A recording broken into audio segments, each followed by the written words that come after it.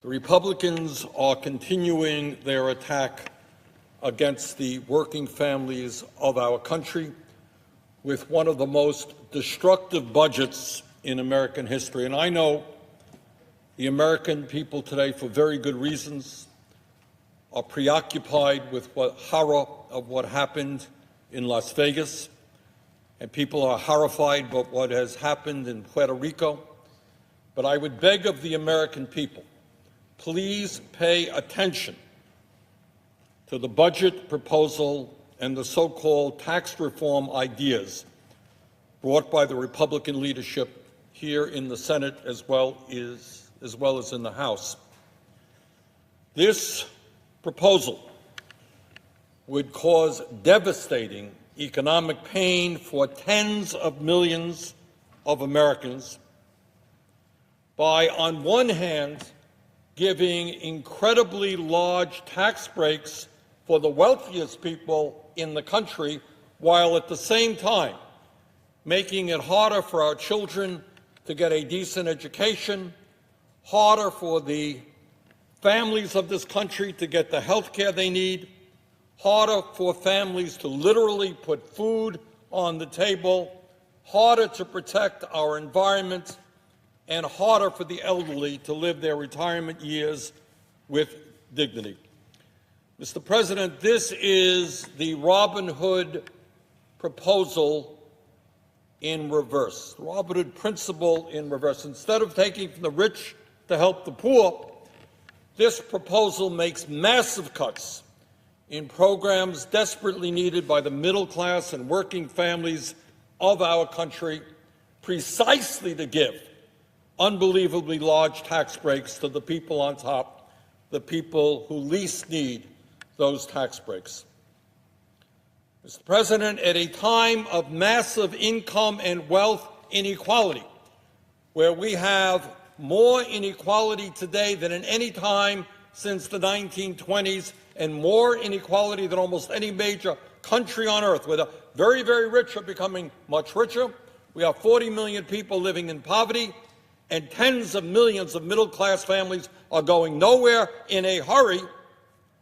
This Republican budget, according to the Tax Policy Center, at the end of 10 years would provide 80% of the tax benefits to the top 1%. Right now, today, the very rich are doing phenomenally well. Everybody understands that. Middle class is shrinking.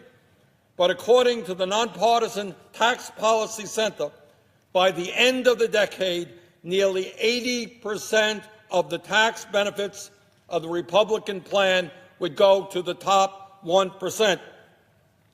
Under this plan, this Republican plan, the top 1/10 of 1%, this is the richest of the rich, would receive a tax break of over $1 million a year.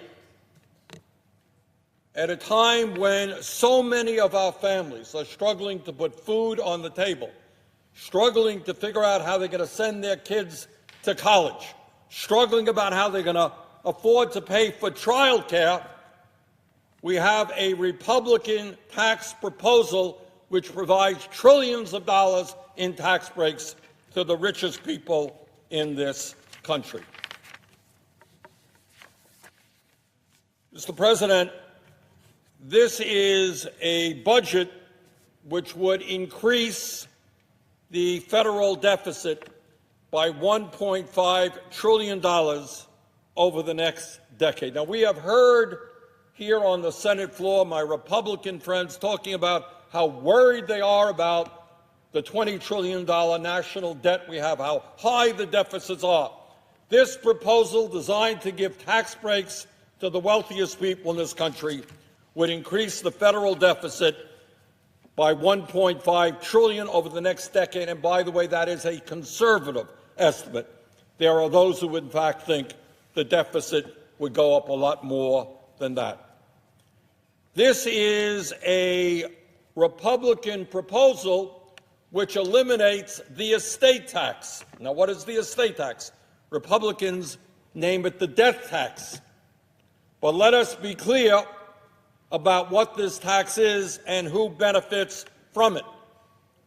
Despite Republican efforts trying to find farmers or ranchers who would benefit from it, this is not legislation designed to help farmers or ranchers. This is legislation designed to help the top 0.2%.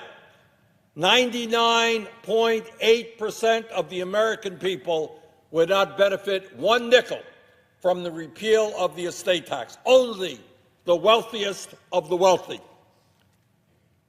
If this Republican proposal to repeal the estate tax would go through, the Walton family of Walmart, the wealthiest family in America, would receive a tax cut of up to $52 billion. Does anybody for 1 second think that at a time when so many of our people are struggling, when we have a $20 trillion national debt, that we should be passing legislation that gives the wealthiest family in this country up to a $52 billion tax break by repealing the estate tax?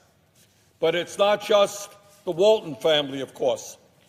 This is a budget that says that if you are the second wealthiest family in America, the Koch brothers, and this, by the way, just coincidentally, no doubt, I know it's amazing how these coincidences take place, Koch brothers are a family that has contributed hundreds of millions of dollars year after year to the Republican Party to elect candidates who will represent the wealthy and the powerful. Well, just coincidentally, that family would receive a tax break of up to $38 billion. So people say, well, why is the Koch brothers, why are they contributing hundreds of millions of dollars every campaign cycle? That's a huge amount of money. Yeah, it is a huge amount of money for normal families. But when you're the second wealthiest family and your family can get a tax break of $38 billion, contributing a few $100 million every campaign cycle is pocket change. It's a good investment. Mr. President, this is a budget that will cut Medicare by $450 billion. Now, right now in this country, we have millions and millions of seniors who are struggling to make ends meet. They can't afford their prescription drugs, can't afford to keep their homes warm in the wintertime, and yet this budget, Republican budget, would cut Medicare by $450 billion. Now, the Republicans tried time after time after time, despite massive opposition from the American people, to repeal the Affordable Care Act. And in every one of their pieces of legislation, they made devastating cuts in Medicaid. Well, they're back again. Ostensibly, this is not a health care piece of legislation. It is a budget. It is so-called tax reform. There is $1 trillion in cuts in the Medicaid program. So if you were worried last week and 2 weeks ago and a month ago what these horrific Republican health care bills would do, stay worried, because this bill will cut $1 trillion over 10 years in Medicaid, resulting in at least 15 million Americans losing their health insurance. Can you imagine a set of priorities which says we're going to throw 15 million people off of health insurance in order to give tens of billions of dollars in tax breaks to the wealthiest families in this country? Unbelievable. It really is unbelievable. But this proposal not only adds to the deficit, not only makes massive cuts to Medicare and Medicaid, it also impacts the American people in many, many ways. We have a program in this country called the Women, Infants, and Children Program. And at a time when the United States has the highest rate of infant mortality of any major country on earth, What we do to try to deal with that issue is provide help to low-income pregnant women and their babies after the babies are born. This Republican budget would make about $6.5 billion in cuts to the WIC program, eliminating nutrition assistance to over 1.2 million pregnant women, new moms, babies, and toddlers in Vermont and all over this country.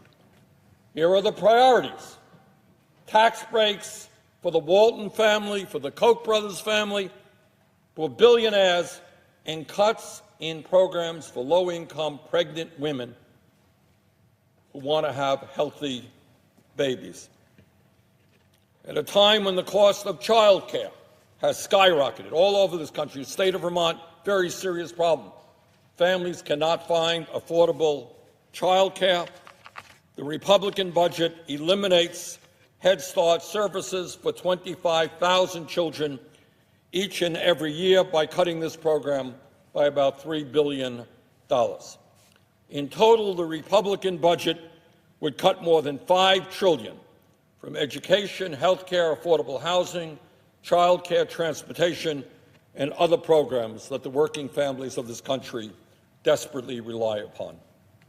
And let's be clear about something else. This is not me talking.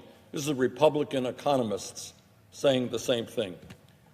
What is the theory underlying this whole approach of giving tax breaks to billionaires? The theory is that when you give tax breaks to billionaires and large multinational corporations, somehow or another they're going to start using the new revenue they acquire to invest in the economy and create decent-paying jobs. This is the so-called trickle-down economic theory. And this is a theory that Senate Republicans and President Trump have embraced with this budget. But the fact is that anyone who looks at history understands that that whole theory is a fraud. It has always been an abysmal failure.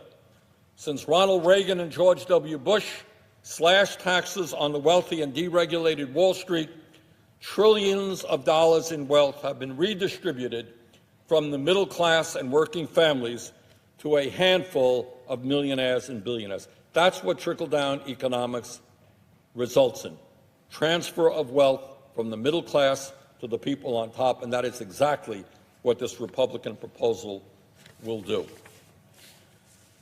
Mr. President, today we have more wealth and inequality than at any time since the 1920s. Unbelievably, the top 1/10 of 1% now owns almost as much wealth as the bottom 90%. This budget would make a very bad situation worse, and it would increase the level of wealth inequality in America today. As the ranking member of the Budget Committee, I intend to do everything that I can to oppose this absurd set of priorities. And when I do that, I am speaking for the vast majority of the American people. Poll after poll after poll tells us that the American people do not think that billionaires need more tax breaks. Poll after poll after poll tells us that the American people do not agree with the Republican leadership when they want to throw millions of people off of the health insurance that they have. This is a budget not for the American people. This is a budget not for economic growth. This is a budget paid for, fought for by the Koch brothers and a handful of billionaires who will gain very handsomely if this budget were to be passed. And I would remind my Republican colleagues, and this is not a very radical idea, that we were elected to the United States Senate not just to represent a handful of billionaires. We were represented to the United States Senate to do our best for the middle class and working families of our country. This should not be legislation designed as payback for hundreds of millions of dollars in campaign contributions. We need to pass legislation that protects the interests of the working families and the middle class and lower income people.